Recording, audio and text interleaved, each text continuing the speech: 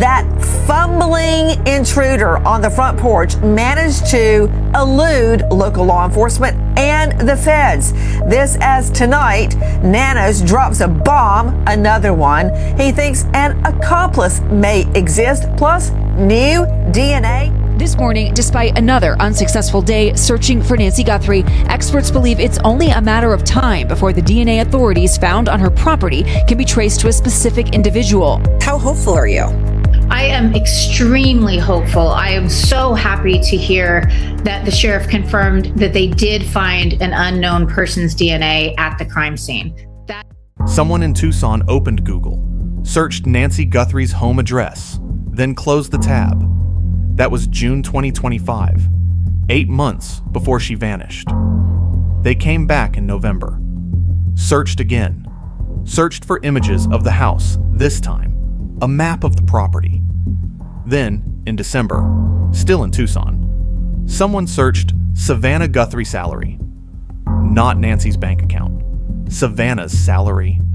They weren't pricing the victim. They were pricing the family's pain. And then, on January 11th, 2026, 20 days before Nancy disappeared, the address was searched one final time. Nobody has explained those searches. Nobody has named who made them. But they came from Tucson, where Nancy lived, where Annie lived, where Tommaso Cioni teaches 6th grade science. I'm not saying anything. I'm just asking you to do the math. Stay with me. Nancy's case is moving fast. Subscribe to Twisted Crime Ledger. Turn on notifications. Right now. Every DNA update.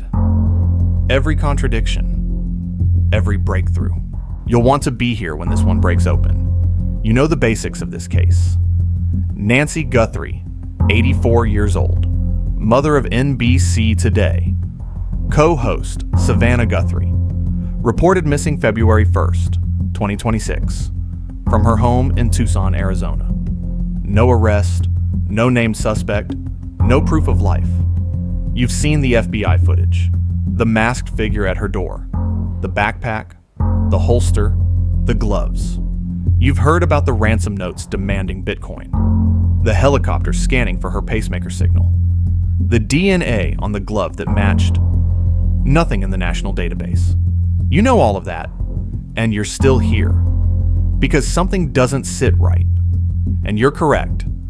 Today, we're asking the question every major outlet is too cautious to ask directly. Who benefits most from Nancy Guthrie being gone? This is speculation. The Guthrie family has been officially cleared by Pima County Sheriff Chris Nanos. But officially cleared by a sheriff is not the same as answered by the evidence. Let's look at what the evidence actually shows. Before we touch the footage or the DNA, we need to ask why. Because without the why, the evidence is just noise. The official theory is a stranger, a professional kidnapper, someone who targeted Nancy because of Savannah's fame. Bitcoin ransom, deadlines, transaction, clean, simple, easy to process. But here's what's hard to process. Sheriff Nanos himself, the lead investigator, said this in an interview just this week. His exact words, is it really for money? Or is it for revenge for something? That's not a Reddit theory. That's the sheriff publicly questioning whether the motive is even financial. So let's take that seriously. Let's ask who, specifically, has something to gain from Nancy Guthrie being gone.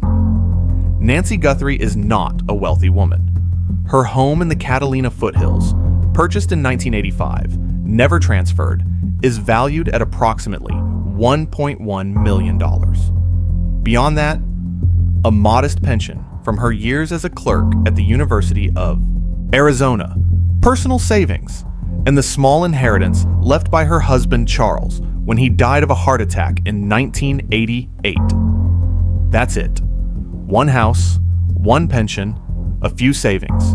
She has 3 children. Savannah Guthrie.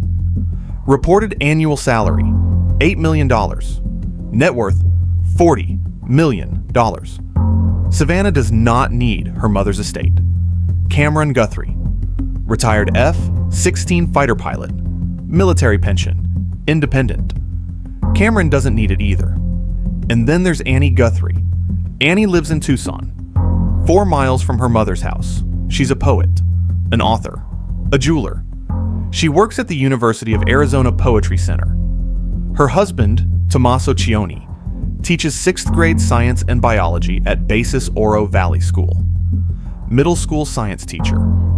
Their home is valued between $650,000 and $1 million.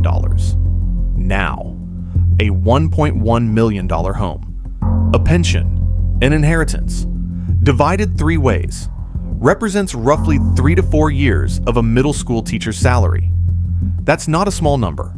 That's significant. That's life-changing. Hold that thought. Here's the confirmed timeline for January 31st into February 1st. 5:32 p.m., Nancy leaves home in an Uber, goes to Annie's house for dinner and games.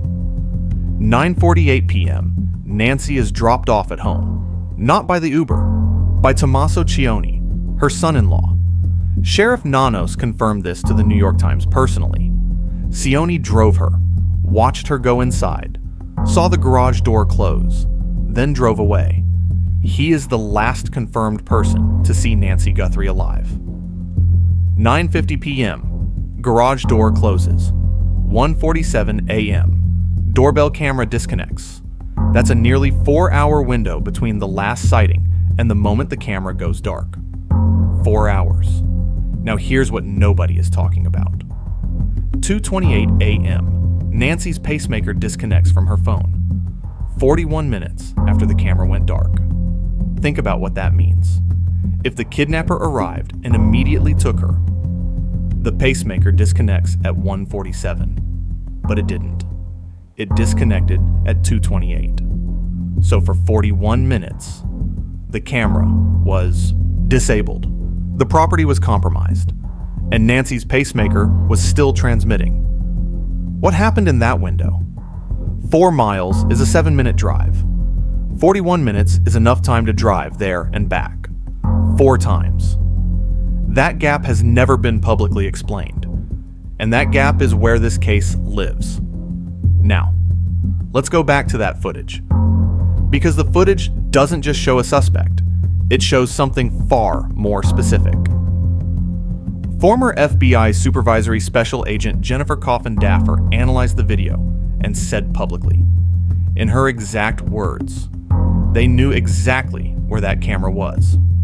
She described the property: acre to 3-acre plots, desert terrain, thick cactus, no streetlights, no visibility. The house, she said, is stuck way back in there. And this person, head down, confident, beelined straight to the camera. Coffin-Daffer's word. Beelined. She said he was very nonchalant. He didn't seem worried at all about somebody coming up on him. And then she said this, and I want you to hear it carefully. This level of familiarity suggests, and I'm quoting her directly, either family, somebody who worked in her employ, the pool handler, a housekeeper, somebody who was close to her, a former FBI agent, named, credentialed, on record, not saying professional kidnapper who did his homework, saying someone who knew that property. Confidence at a crime scene isn't bravado. It's memory.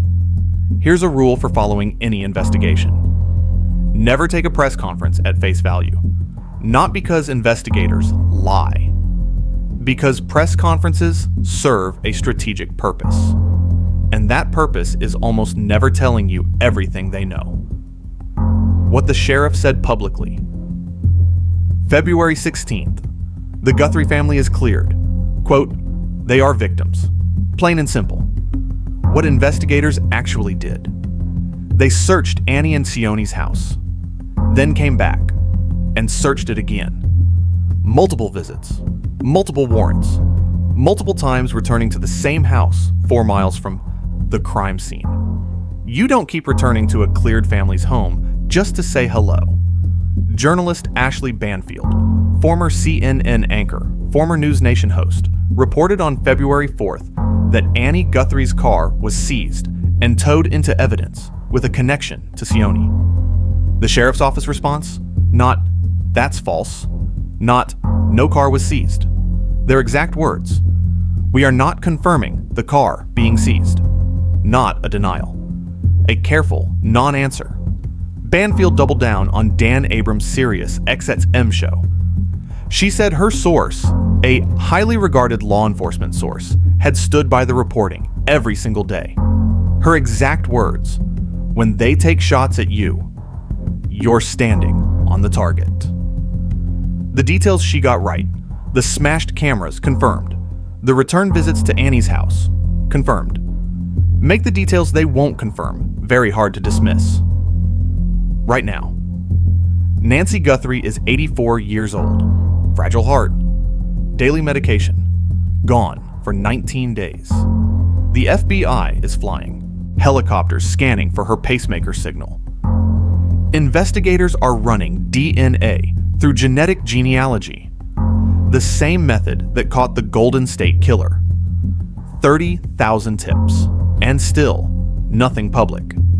Here's what I want you to sit with. The 41-minute gap. 1:47, camera goes dark. 2:28, pacemaker disconnects. That gap has no official explanation. And a former FBI agent says the person who crossed that dark desert property knew exactly where to go. Two things that are each, individually, unsettling. Together, they point somewhere very specific.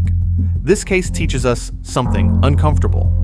The most dangerous threats don't always come from outside the door. Sometimes they come from someone who knows the layout, the schedule, the camera locations. When the genetic genealogy results come back, and they will, I'll have the full breakdown. What the DNA reveals, what it means for every theory we've analyzed today, and what it means for this family. Subscribe, turn on notifications. You don't want to come in cold on that one. Nancy Guthrie, still missing, 19 days. The answer is already in the evidence. Someone just has to read it.